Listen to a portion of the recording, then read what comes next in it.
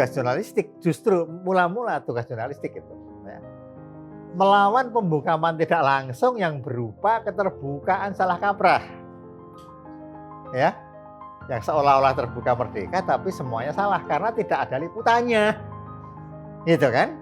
Bahkan isinya adalah kelompok-kelompok perlawanan yang semakin terdiskreditkan, lawannya semakin bagus.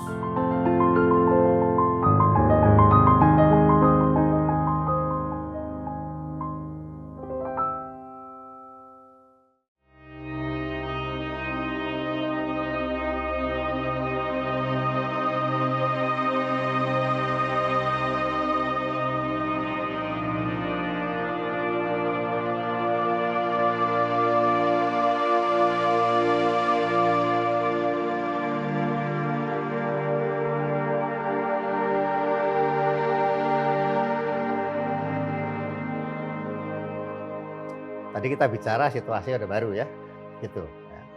Bahwa jurnalisme memang sangat terbatas gitu ya, kecuali pandai bermain, nah, gitu. Ya. Jangan lupa bahwa saat itu banyak juga media clandestine ya, bawah tanah,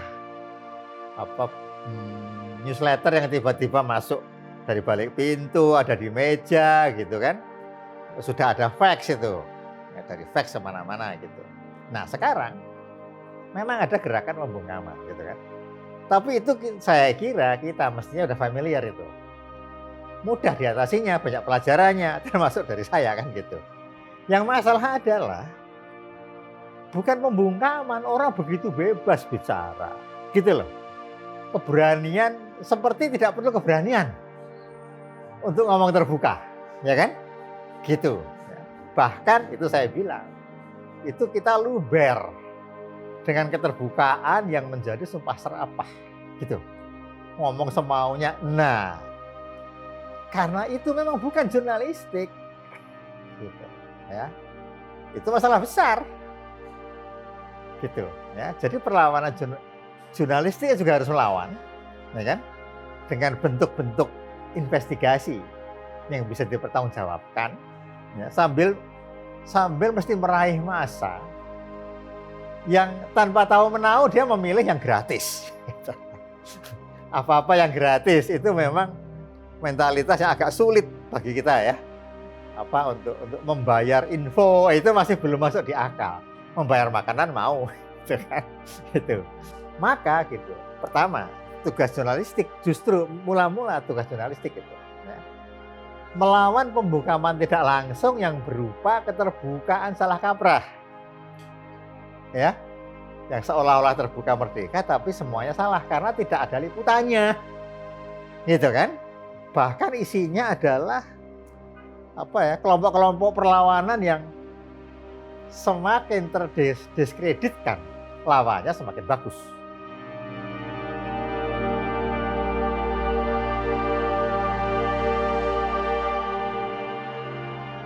Jika jurnalistik yang ini pun mesti begitu hati-hati, maka sekarang sastra mempunyai dua ya, bukan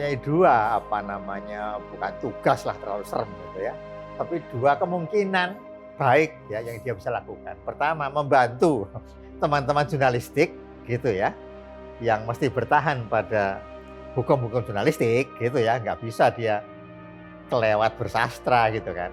Dia boleh bergaya sastra, tapi dia tidak bisa mengarang kan gitu. Satu, membantu itu gitu, bahwa membahasakan kembali katakanlah dengan sastra. Kedua, juga mengatasi dunia kebahasaan yang sudah tenggelam ya, dalam anti peradaban, anti intelektualisme, anti kebudayaan gitu ya. Sehingga atas nama kebenaran maki-maki orang semaunya. Itulah yang mesti diatasi sastra sekarang. Kalau kamu ingin selamat sebagai manusia ya baca sastra kan, dan itu lumayan. Kalau melihat toko buku sekarang, orang yang datang bukan kutu buku kan, orang gaul, dan gaul itu adalah minimal beli bawa buku, bacanya nanti dulu. Tapi diskusinya kan banyak, diskusinya juga hype ya. Dan para penulis muda jadi star gitu kan, lumayan gitu. Meskipun kalau perbandingan antara masa dulu buku dan masa sekarang buku sepertinya meningkat pesat, tapi dibandingkan perkembangan medsos ya buku itu kerdil ya. Makanya perlu dibela-belain, perlu diperjuangkan, dan itulah yang berlangsung sekarang. Ya.